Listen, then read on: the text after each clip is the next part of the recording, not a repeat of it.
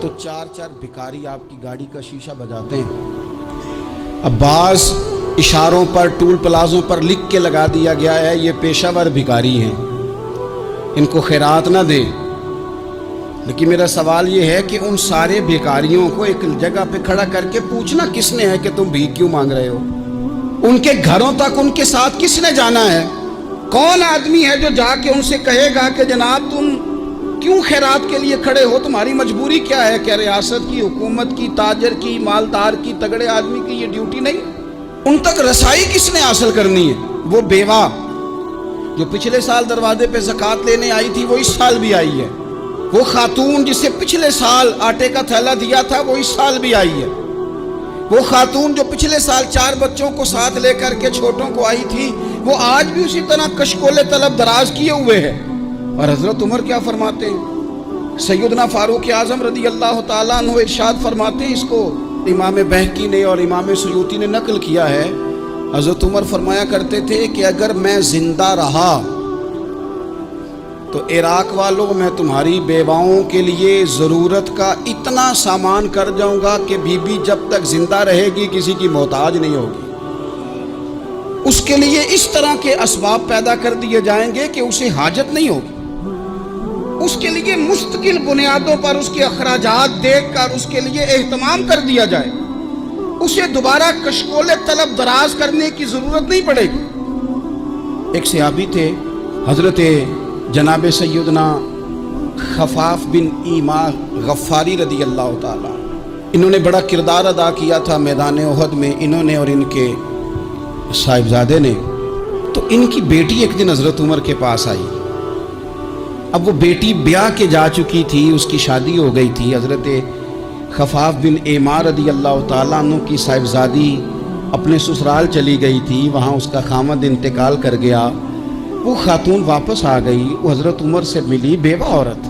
उस बेवा खातून ने आके, यहाँ तो मेरे भाई वो फौजी बेचारे जिनकी बीवियाँ, जिनको एक तकरीब में तो खूब एवार्ड देने के लिए बुलाया जाता है। मैंने यतीमी का वक्त गुजारा है, मुझे पता है कि 2-4 महीने लोग आके कहते हैं कोई हुक्म होया तो 10 आ जाए। फिर जब 1 साल गुजर जाता है तो फिर लोग कहते हैं 4 भरा ने काम क्यों नहीं करते। तो ऐसे तो नहीं ना कि अब्बा ऐसे ही चला गया था, बड़ा कुछ दे के गया है, किधर है फलानी चीज़। लोगों का नज़रिया थोड़े अरसे के बाद और हो जाता है। आपने बड़े बड़े शुहदा के घरों में एवार्ड तो दिए, क्या कभी आपने पलट कर दोबारा गौर किया कि उनके बच्चे कहाँ हैं, उनकी बेवा किस हाल में है?